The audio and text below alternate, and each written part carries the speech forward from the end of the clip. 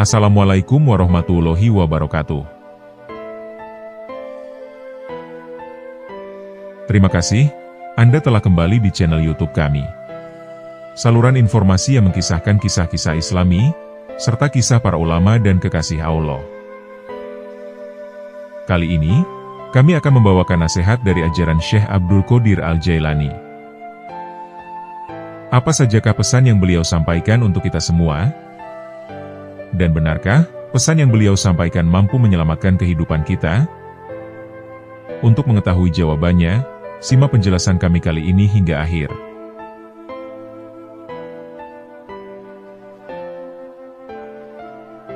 Syekh Abdul Qodir Al-Jailani. Beliau mempunyai nama lain Muhyiddin Abu Muhammad Abdul Qodir. Beliau adalah keturunan Rasulullah SAW melalui Sayyidah Fatimah Az-Zahra. Beliau adalah seorang ahli sufi yang tidak asing lagi di dunia Islam, sehingga terdapat satu aliran thariqat yang diasaskannya, yaitu Tarikat Qadariyah. Thariqat beliau sangat masyhur di wilayah Asia Tenggara, terutama di Indonesia. Walaupun Syekh Abdul Qodir telah wafat lebih kurang 900 tahun yang lampau, namun tulisan beliau, nasihat beliau, serta buah pikiran beliau, yang berkenaan dengan ketuhanan dan tasawuf, senantiasa mendapat perhatian dan menjadi rujukan. Beliau dikenal sebagai seorang ulama besar pada abad ke-12. Bahkan hingga kini pun sosok beliau masih dikenang oleh kaum muslimin di seluruh dunia, karena kesolehannya, dan keilmuannya yang sangat tinggi dalam bidang ilmu dan hikmah, terutama bidang tasawuf dalam Islam.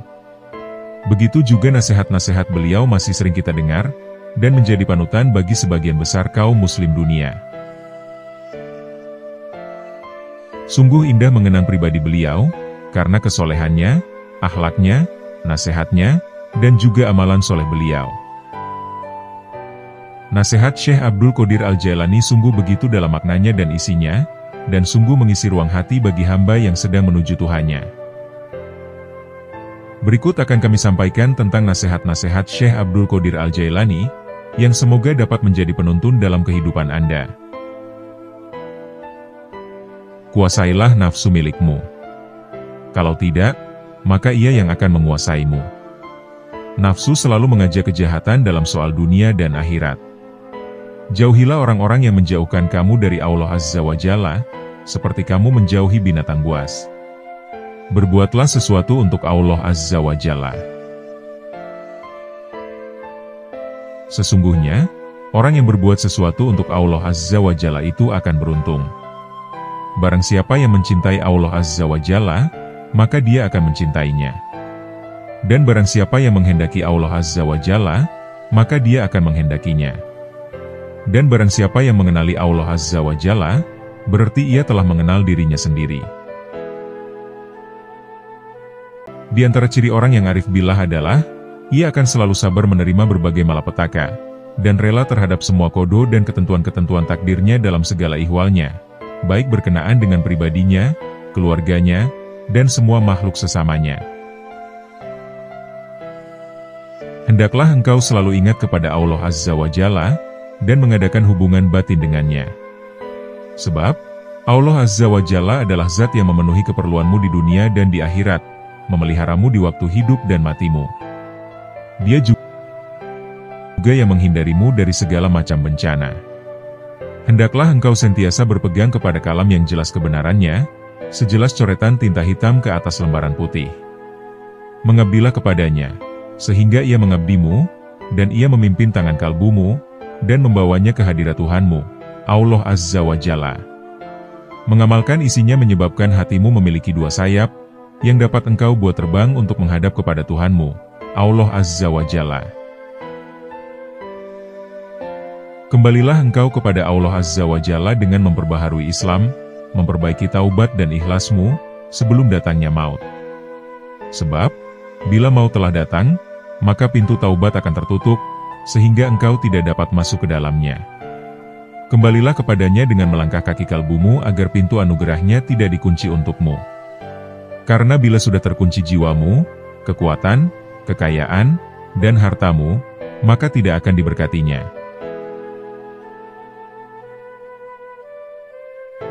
Jadilah engkau orang yang berakal, dan janganlah jadi pendusta. Kau mengatakan, saya ini takut kepada Allah Subhanahu wa Ta'ala, tetapi engkau justru takut kepada selainnya. Janganlah engkau takut kepada jin, manusia, dan malaikat. Janganlah takut kepada hewan, baik yang dapat berbicara maupun yang bisu. Juga jangan takut kepada siksaan dunia maupun akhirat, tetapi takutlah kepada Zat yang Maha Menyiksa. Jadikanlah seluruh amal perbuatanmu liwajillah, bukan mencari nikmat-nikmatnya. Rela dengan pengaturannya, qadha, dan perbuatan-perbuatannya. Bila semua ini engkau lakukan, berarti engkau mati meninggalkan dirimu dan engkau hidup dengannya. Hati sanubarimu menjadi selalu ingat kepadanya. Serta engkau sentiasa dekat dengannya, dan lupa dengan selainnya.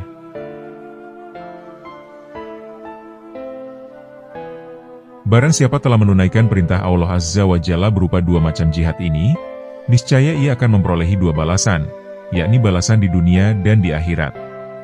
Luka-luka pada tubuh seorang syahid, bagaikan membekam pada tangan salah seorang di antaramu, yang tidak ada rasa sakit sedikit pun. Mati bagi mujahid li nafsihi, atau orang yang memerangi hawa nafsunya.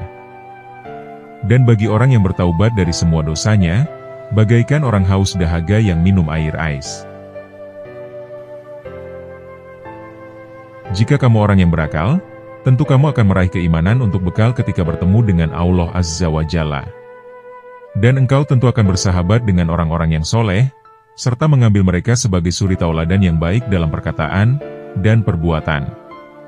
Sehingga hari demi hari keimanan dan keyakinanmu akan bertambah. Lalu kemudian Allah Azza wa Jalla akan memurnikan keimananmu, dan membina perangaimu, serta menumbuhkan kesadaran hatimu dalam menerima perintah dan larangan. Kuncilah pintu dalam kalbumu.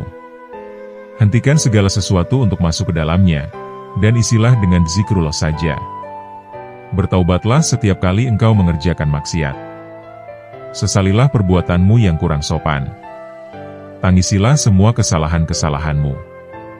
Bantulah kaum fakir miskin dengan sedikit hartamu. Janganlah bersikap tamak, sebab sebentar lagi hartamu akan engkau tinggalkan. Orang mukmin yang kuat keyakinannya, tidaklah ia bersikap kikir. Sikap demikian inilah yang menyebabkannya bahagia, baik di dunia maupun di akhirat kelak. Syirik itu ada kalanya dalam lahir, dan ada kalanya dalam batin. Syirik lahir ialah menyembah kepada selain Allah. Adapun syirik batin ialah menggantungkan nasib kepada sesama makhluk, dan menganggap mereka yang mendatangkan bahaya dan manfaat. Allah Azza wa Jalla menciptakan obat dan penyakit. Maksiat adalah penyakit, sedangkan taat adalah obat. Zolim itu penyakit, sedangkan adil itu obat. Salah itu penyakit, sedangkan benar itu obat. Menentang Allah itu penyakit, sedangkan taubat dari segala dosa itu obat. Orang yang beriman selalu menyembunyikan apa yang ada padanya. Jika lisannya terlanjur mengucapkan sesuatu yang kurang baik, maka ia segera memperbaiki ungkapan yang diucapkan itu. Berusahalah menutupi apa yang telah lahir, dan mohon kemaafan. Jika dunia dan akhirat datang melayanimu, dengan tanpa susah payah, ketuklah pintu Tuhanmu, dan menetaplah di dalamnya. Bila kamu telah menetap di dalamnya, akan jelaslah bagimu seperti buah fikiran. Janganlah engkau menuntut imbuhan atas amal perbuatanmu, baik keduniaan maupun keakhiratan. Janganlah kamu mencari nikmat, tapi carilah Zat yang memberimu nikmat. Carilah tetangga sebelum mendapatkan rumah. Dialah Zat yang mewujudkan segala sesuatu, Zat yang mengaturkannya, dan yang wujud sesudah segala sesuatu. Janganlah kamu menghendaki kelebihan dan kekurangan. Janganlah mencari kemajuan dan kemunduran, sebab ketentuan telah menetapkan bagian masing-masing. Setiap orang di antara kamu, tidak diwujudkan melainkan telah ditentukan catatan mengenai pengalaman hidupnya secara khusus. Wahai saudaraku, janganlah kamu termasuk golongan orang-orang yang apabila diberi nasihat, dia tidak mau menerima. Dan jika mendengar nasihat, dia tidak mau mengamalkannya. Ketahuilah bahwa agamamu akan terhapus, hilang, karena disebabkan 4 perkara. Yang pertama, kamu tidak mengamalkan apa yang telah kamu ketahui. Yang kedua, kamu mengamalkan apa yang tidak kamu ketahui. Yang ketiga, kamu tidak mau berusaha mengetahui apa yang tidak kamu ketahui, sehingga tetap bodoh. Yang keempat, kamu melarang manusia untuk berusaha mengetahui apa yang mereka tidak mengetahuinya. Para kekasih Allah, atau aulia, terhadap makhluk adalah buta, tuli, dan bisu. Jika hati mereka telah dekat kepada Allah Azza wa Jalla, maka mereka tidak mendengar dan melihat selainnya. Mereka berada pada kedudukan antara Al-Jalal dan Al-Jamal, tidak berpaling ke kanan ataupun kiri. Bagi mereka tidak ada belakang, yang ada hanyalah depan. Manusia, jin, malaikat dan makhluk yang lain melayani mereka. Demikian pula hukum dan ilmu. Karunia, atau fadol, merupakan santapan dan penyegarnya. Mereka makan dari fadolnya, dan minum susunya. Mereka minum, mereka merasa bising terhadap suara-suara manusia, tetapi mereka tinggal bersama dengannya, yakni dengan makhluk. Mereka menyuruh makhluk melaksanakan perintah Allah Subhanahu wa Ta'ala, mencegah makhluk dari mengerjakan larangan-larangannya, sebagai penerus ajaran yang dibawa oleh Nabi Muhammad SAW. Merekalah pewaris yang sebenarnya. Para kekasih Allah itu tidak pernah bertindak dan bersikap demi diri dan nafsunya sendiri. Mereka mencintai sesuatu karena Allah Azza wa Jalla, dan membenci sesuatu juga karenanya. Semuanya demi Dia, tidak ada bagian yang diberikan kepada selainnya. Firman Allah Subhanahu wa Ta'ala, yang artinya, sesungguhnya yang takut kepada Allah di antara hamba-hambanya, hanyalah para ulama. Quran Surat Fathir, ayat 28. Nafsu seseorang selalu menentang dan membangkang.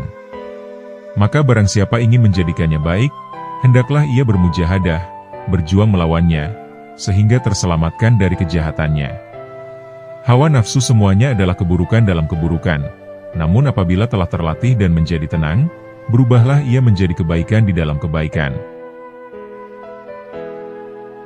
Terimalah nasib dengan zuhud, tidak dengan kebencian.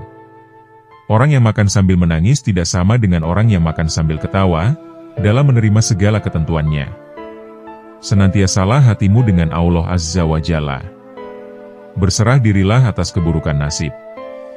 Kamu makan sesuatu yang diberikan oleh tabib dan sesuai dengan obatnya, adalah lebih baik daripada makan sesuatu yang kamu sendiri tidak mengetahui asal-usulnya. Selama hatimu keras terhadap amanat, maka hilanglah rahmat darimu, dan hilanglah pula segala yang ada padamu.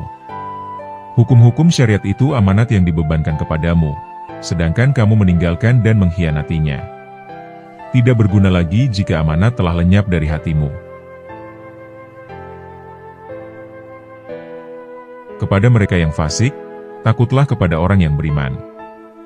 Jangan bergaul dengan dia, selagi kamu masih bergelimang dengan kemaksiatan yang keji.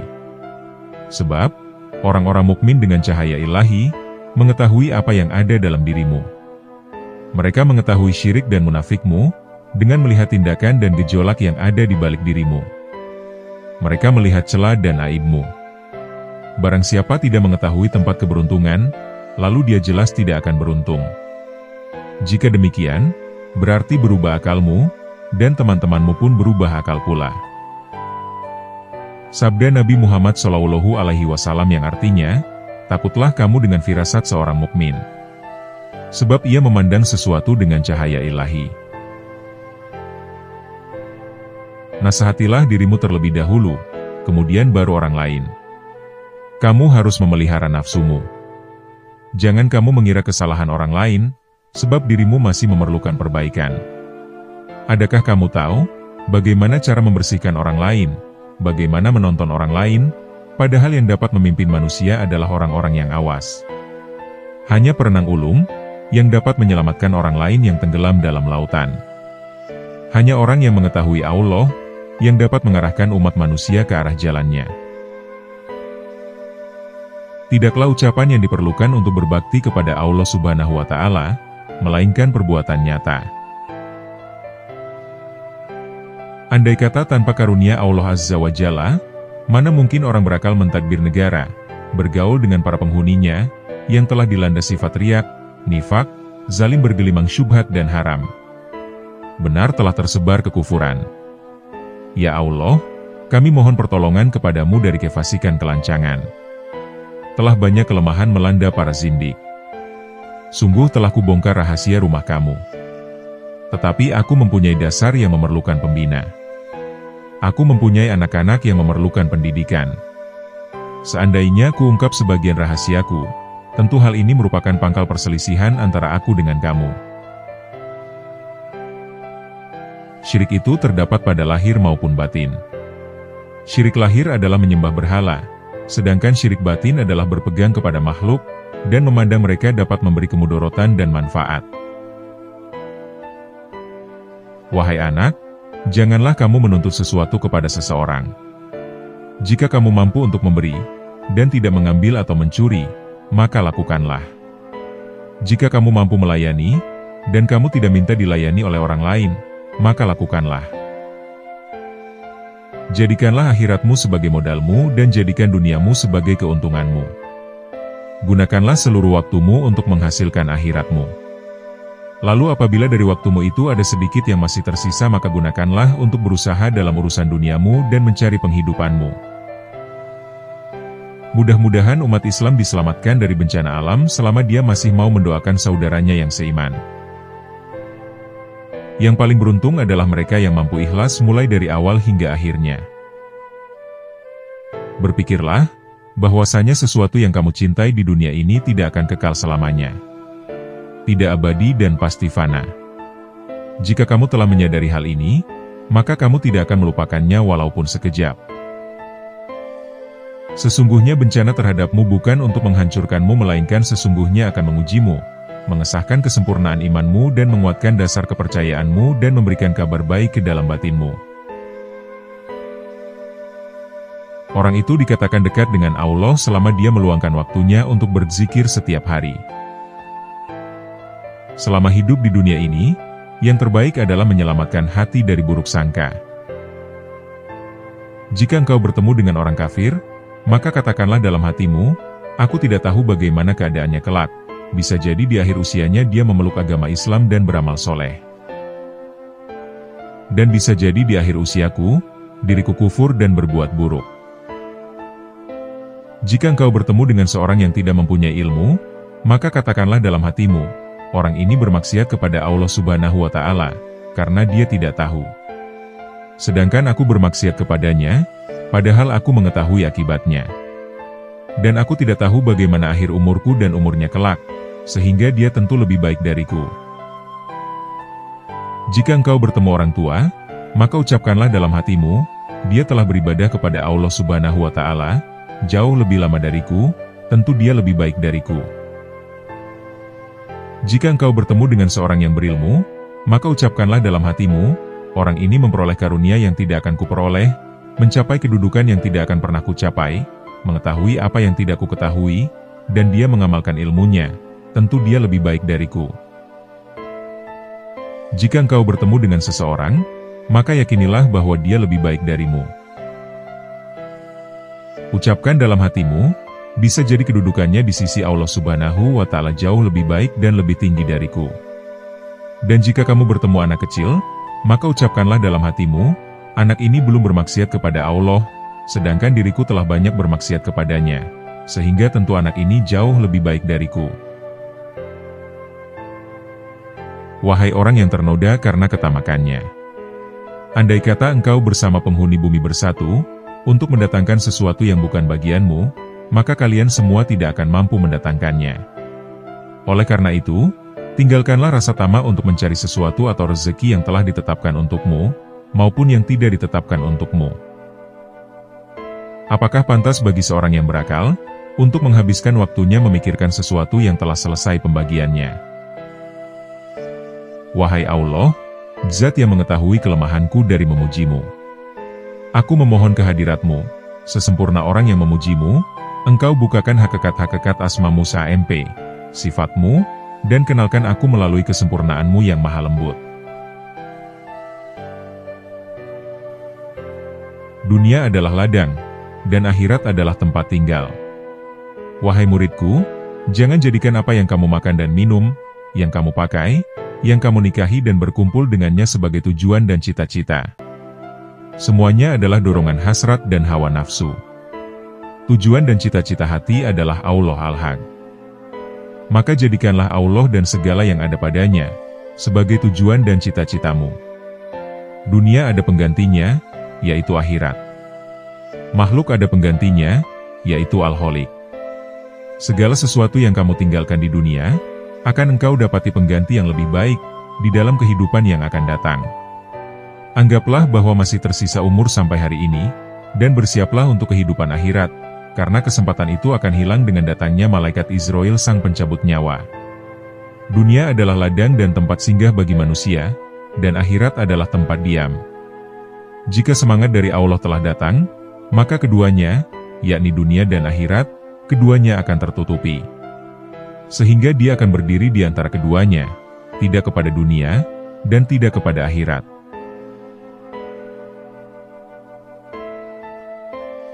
Bantulah orang fakir dengan sebagian harta kalian. Jangan pernah menolak pengemis, padahal kalian mampu memberikan sesuatu untuknya, baik sedikit maupun banyak. Raihlah kasih sayang Allah dengan pemberian kalian. Bersyukurlah kepada Allah, yang telah membuat kalian mampu memberi. Jika pengemis adalah hadiah dari Allah, sementara kalian mampu memberinya, mengapa kalian menolak hadiah itu? Sungguh bohong kalau kalian mendengar nasihat dan menangis di hadapanku, tapi saat orang datang meminta uluran tangan, kalian malah membiarkannya. Hal itu menunjukkan bahwa tangisan kalian bukan karena Allah. Hidup di dunia bagai berteduh di bawah pohon. Rasulullah Shallallahu Alaihi Wasallam tidur di atas sebuah tikar. Ketika beliau bangun, tampak bekas tikar itu di pinggangnya. Kemudian kami berkata, "Wahai Rasulullah, bagaimana seandainya kami membuatkan kasur atau alas tidur yang empuk untuk Anda?" Maka beliau bersabda, "Apalah artinya dunia ini bagiku? Aku di dunia ini hanyalah bagaikan seorang pengendara yang sedang berteduh di bawah sebuah pohon. Kemudian aku pergi dan meninggalkannya." Hadis riwayat Tirmidzi. Dunia boleh saja di tanganmu, atau berada di sakumu untuk engkau simpan, maka pergunakanlah dengan niat yang baik. Tetapi jangan pernah meletakkannya di dalam hati. Engkau boleh menyimpannya di luar pintu hati, tetapi jangan memasukkannya ke dalam pintu. Karena hal itu tidak akan melahirkan kemuliaan bagimu. Allah tidak memandang dunia karena tidak berharga. Nabi Muhammad Shallallahu Alaihi Wasallam bersabda, "Sejak Allah menciptakan dunia, Dia tidak pernah memandangnya." Hasan radhiyallahu anhu mengatakan bahwa maksud dari sabda tersebut adalah Allah Subhanahu wa Ta'ala tidak pernah memandangnya dengan pandangan rahmatnya karena kebenciannya. Sungguh, dunia itu merupakan hijab atau penghalang yang besar. Dengan ujian dunia, akan terbukti manakah orang yang bersih, dan manakah orang yang cacat. Orang yang masih terdapat cinta dunia di dalam hatinya, tidak akan bisa sampai pada kelezatan bermunajat kepadanya. Karena cinta dunia itu berlawanan dengan Allah, dan berlawanan dengan sesuatu yang dicintainya. Rasulullah Shallallahu Alaihi Wasallam bersabda, "Sesungguhnya dunia ini dilaknat, dibenci karena tidak berharga, dan dilaknat pula apa yang ada di dalamnya, kecuali zikir kepada Allah, dan segala yang mendekatkan kepadanya, orang alim, dan orang yang menuntut ilmu." Hadis riwayat Tirmidzi. Firman Allah Subhanahu wa Ta'ala, "Ketahuilah bahwa kehidupan dunia hanyalah senda gurau, permainan, dan perhiasan." Senda gurau, permainan, dan perhiasan bagi anak kecil yang tidak tahu, bukan untuk orang-orang dewasa yang memiliki akal sehat. Aku telah memberitahukan bahwa dunia hanya untuk orang yang tidak tahu dan yang tidak berakal sehat. Dan aku juga telah memberitahukan bahwa kalian diciptakan bukan untuk permainan dan sibuk dengan dunia dengan melupakan akhirat. Apabila engkau mengambil bagian dunia dengan hawa nafsu, keinginan, dan syahwat, maka apa yang engkau dapat darinya hanya berupa ular, kalajengking, dan racun. Sibukkanlah dirimu dengan akhirat, kembalikan hatimu untuk dekat dengannya. Sibuklah dengannya, setelah itu barulah engkau ambil apa saja yang datang kepadamu, yakni dunia, melalui tangan kemurahannya. Kefakiran adalah tidak punya sesuatu yang dibutuhkan. Dan jika tidak membutuhkan sesuatu, maka ia dinamakan kaya. Jika kamu mengerti makna suatu kefakiran, maka semua yang ada selain Allah adalah fakir. Karena mereka membutuhkan sesuatu, dan hanya Allah sendiri yang kaya, karena Allah tidak membutuhkan sesuatu pertolongan dari makhluk siapapun. Semua yang ada tentu ada yang mengadakan, adapun yang mengadakan itu dialah Allah Ta'ala. Selain dia adalah makhluk, dan makhluk selalu membutuhkan, karena itu setiap makhluk adalah fakir. Renungkan, Allah telah berfirman dalam Al-Quran. Allah itu kaya, dan kamu sekalian adalah fakir. Quran Surat Muhammad, ayat 8. Ini adalah fakir secara mutlak, fakir secara keseluruhan. Namun yang kita maksudkan di sini adalah fakir harta benda. Setiap manusia dilahirkan dalam keadaan fakir, karena memang dia tidak membawa apa-apa ketika dilahirkan. Namun dalam mencari harta, setiap orang dapat dilihat dari 5 kriteria. Yang pertama, apabila dia diberi harta dia tidak suka, dia tidak mengambil harta itu, dan benci, karena dia menjaga dirinya dari kejahatan harta dan bahayanya. Maka orang seperti ini dinamakan orang zuhud, yaitu orang yang memandang harta sama seperti batu dan tanah, dan ini adalah tingkatan tertinggi. Yang kedua, dia tidak gemar terhadap harta, dan tidak pula membencinya. Dia zuhud apabila memperoleh harta, dan orang seperti ini dinamakan orang yang ridho. Yang ketiga, dia suka kepada harta, daripada tidak ada. Tetapi kesukaannya itu tidak sampai membuat dia jadi rakus, yang selalu kurang dan ingin bertambah. Dia mau mengambil harta itu jika harta itu tidak syubhat, dan halal secara mutlak. Maka orang yang seperti ini dinamakan orang yang qanaah, yaitu orang yang menerima dengan ridho apa yang ada di tangannya sendiri, apa yang telah dimilikinya. Yang keempat, dia tidak punya harta lantaran lemah, dan tak bisa mencarinya. Dan seandainya masih mampu, tentu dicarinya, sekalipun berpayah-payah, dan dia akan selalu sibuk mencarinya. Orang seperti ini sekalipun tak punya harta, maka ia tergolong orang yang rakus dan tercela. Yang kelima, yang dibutuhkan itu benar-benar sangat dibutuhkan, seperti orang dalam keadaan lapar dan tak punya pakaian. Maka mencari harta dalam keadaan seperti ini sekalipun ia sangat ingin, dan ia bukan dinamakan cinta harta, karena yang tidak dimiliki memang sangat dibutuhkan. Wahai hamba Allah, jagalah nikmat itu dengan bersyukur, terimalah perintahnya dengan membuka telinga, terimalah kesulitan dengan kesabaran dan kemudahan dengan syukur, karena demikianlah keadaan orang-orang terdahulu, seperti para rasul dan orang soleh. Mereka selalu bersyukur terhadap nikmat yang diberikan kepadanya, dan mereka selalu bersabar atas musibah dan kesulitan yang sedang menimpa dirinya. Wahai hamba Allah, yang disebut kerja keras itu bukan terletak pada kekesatan pakaianmu dan makananmu, tapi kerja keras adalah terletak pada sikap zuhud hatimu. Sabar adalah suatu ketentuan, daya positif yang mendorong jiwa untuk menunaikan kewajiban. Selain itu sabar adalah suatu kekuatan. Ujian dan cobaan yang menimpa manusia itu ada 2 penyebab.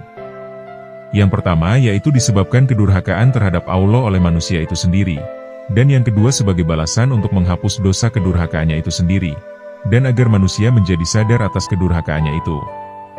Karena takdir Allah sendiri untuk menguji hambanya, dan kelak di akhirat akan diganti dengan rahmat dan keridhoannya, kalau yang diuji itu bersabar dan tawakal kepadanya. Cahaya adalah hidayah Allah kepada manusia untuk mengenalnya, mengenal Rasul-Nya, serta mengetahui dan mengamalkan ajaran-ajarannya, perintahnya dilaksanakan, dan larangannya ditinggalkan jauh-jauh.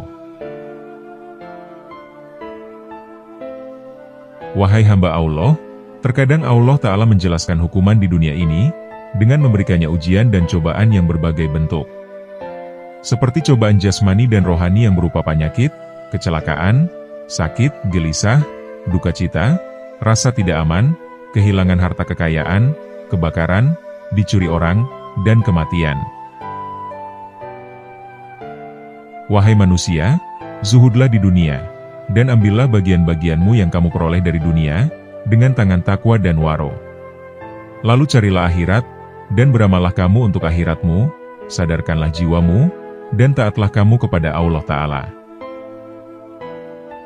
Nasihatilah jiwamu terlebih dahulu untuk mengabdi kepadanya, lalu nasihatilah orang-orang selain kamu. Bagaimana jadinya kalau kamu memperbaiki orang lain, sedang kamu sendiri buta?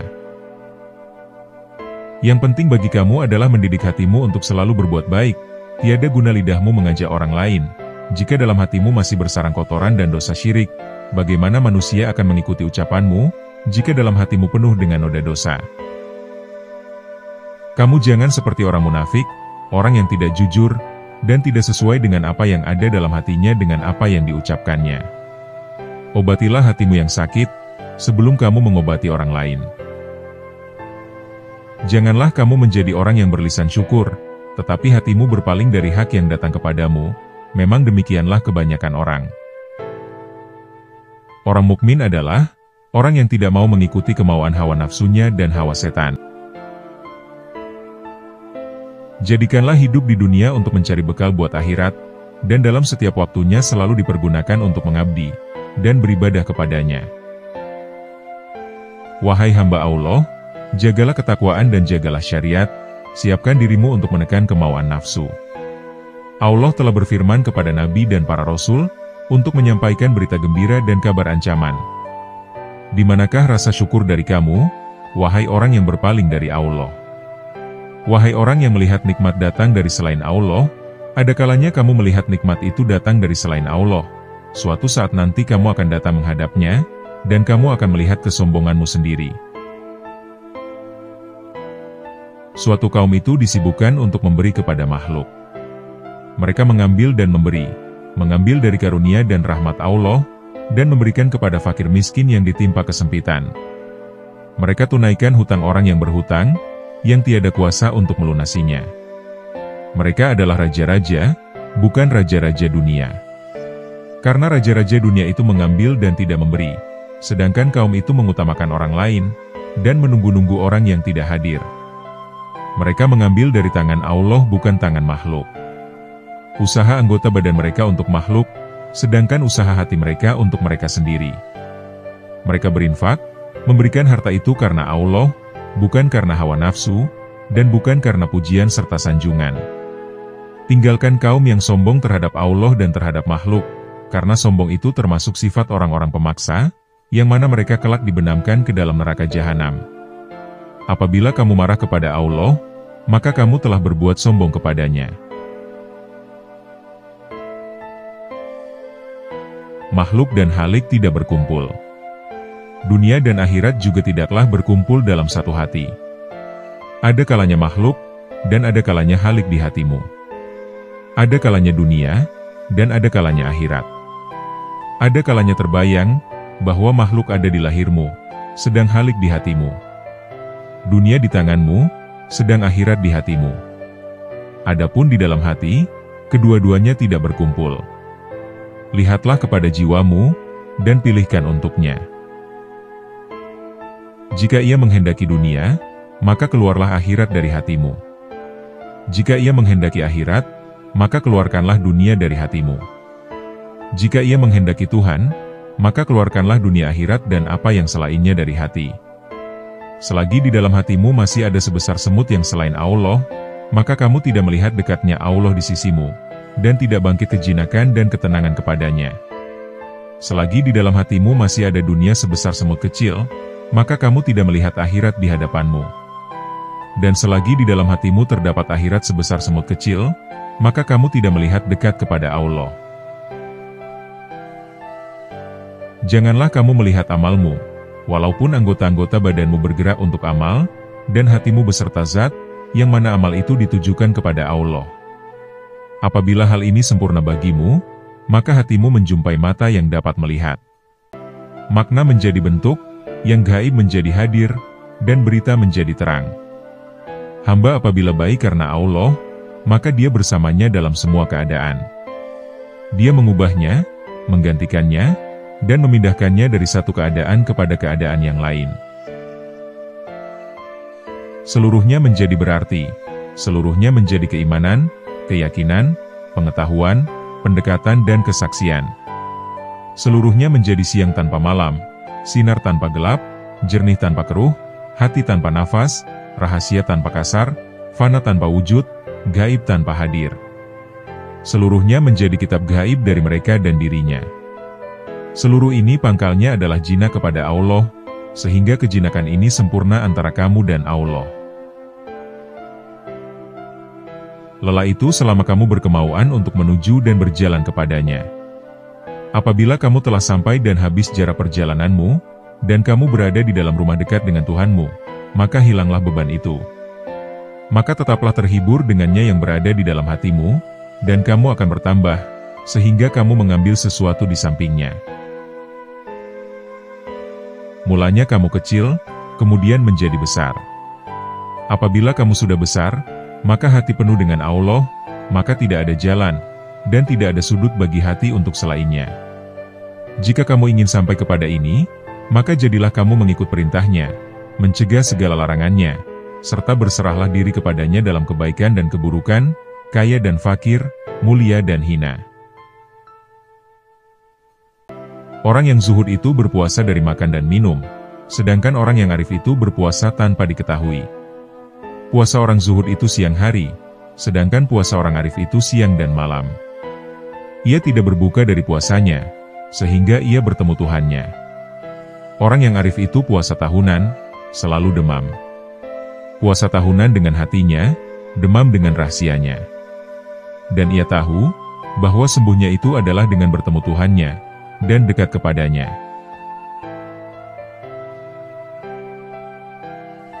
Terkadang kamu meminta pertolongan kepadanya dengan menentangnya. Perbaikilah hatimu, karena jika hati telah baik, segala tingkah lakumu akan menjadi baik. Hati yang baik itu karena adanya takwa dan tawakal kepada Allah Ta'ala, bertauhid kepadanya, dan ikhlas dalam beramal. Serta yakin akan kerusakan semua itu, apabila tidak ada tindakan-tindakan tersebut. Syekh Abdul Qadir Al-Jailani lahir pada tahun 1077 Masehi, atau tahun 469 Hijriah. Di mana saat kelahirannya, sang ibu sudah mencapai usia 60 tahun, di sebuah tempat bernama Jailan. Itulah mengapa di belakang namanya terdapat julukan Al-Jailani. Karena sesuai kebiasaan penduduk Arab masa itu, yang biasa menambahkan nama mereka sesuai dengan tempat tinggalnya. Seorang ulama Ibnul Imad menyebutkan, bahwa nama lengkap Syekh ini adalah Abdul Qadir, bin Abi Soleh, bin Janaki Dausat, bin Abi Abdillah Abdullah, bin Yahya, bin Muhammad, bin Dawud, bin Musa, bin Abdullah, bin Musa Al-Huzi, bin Abdullah Al-Himsh, bin Al-Hasan Al-Mutsana, bin Al-Hasan, bin Ali bin Abi Tholib dan Fatimah Az-Zahra, binti Rasulullah Shallallahu Alaihi Wasallam. Dalam usia 18 tahun, beliau sudah meninggalkan Jilan menuju Baghdad, tepatnya pada tahun 488 Hijriah, atau 1095 Masehi.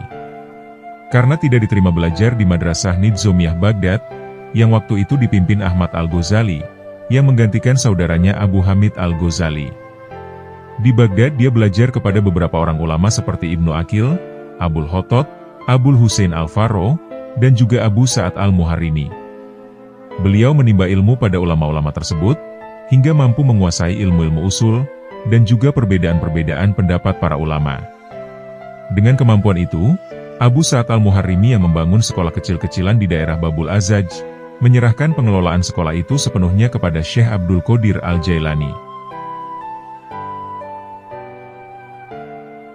Syekh Abdul Qadir mampu mengelola sekolah ini dengan sungguh-sungguh.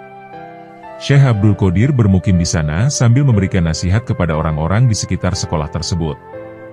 Dan banyak orang yang bertaubat setelah mendengar nasihat beliau. Banyak pula orang yang bersimpati kepada beliau, lalu datang menimba ilmu di sekolah beliau, hingga sekolah itu tidak mampu menampung lagi. Menurut sejarah, Syekh Abdul Qadir Al-Jailani wafat pada malam Sabtu, tanggal 10 Rabiul Awal, tahun 561 Hijriah. Beliau wafat di usianya yang ke-90 tahun, dikarenakan sakit ringan dalam waktu yang relatif singkat. Demikianlah kumpulan nasihat kehidupan dari Sang Sultanul Aulia, Syekh Abdul Qadir Al-Jailani. Semoga Allah Subhanahu wa Ta'ala mengumpulkan kita dengan para kekasihnya, di dunia maupun akhirat. Semoga kita dapat meneladani kepribadian akhlak para kekasih Allah, serta mengambil hikmah dari kisah-kisahnya. Dan semoga dengan apa yang telah kami sampaikan, dapat menambah ketakwaan kita kepada Allah Subhanahu wa Ta'ala. Wallahu a'lam bishawab.